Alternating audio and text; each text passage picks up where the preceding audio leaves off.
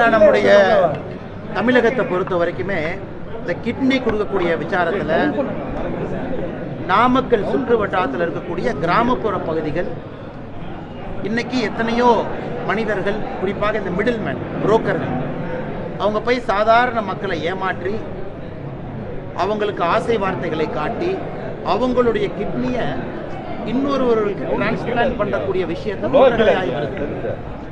ஆனால் இந்த முறை நடந்திருக்கக்கூடிய விஷயம் இன்னும் பூதகரமாக திராவிட முன்னேற்ற கழக கட்சியை சார்ந்திருக்கக்கூடிய முக்கிய நிர்வாகிகள் சில பேர் அந்த புரோக்கர்களுக்கு உறுதுணையாக, ஏன்னா அதை பொறுத்தீங்கன்னா அரசாங்க மட்டத்தில் கீழே இருக்கக்கூடிய தாசில்தாரிலிருந்து பல இடத்துல அப்ரூவல் சர்டிஃபிகேட் தேவைப்படுகிறது. குறிப்பாக பிளட் டோனராக இருக்கணும், குறிப்பாக பணம் வாங்காமல் அவங்க கொடுத்துருக்கணும்.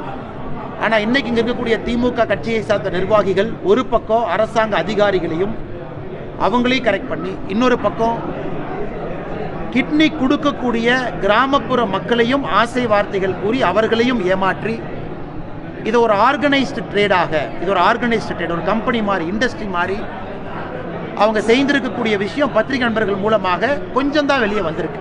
Tip of the iceberg. அரசாங்கம் இதற்கு தனியாக ஒரு SIT போடணும்.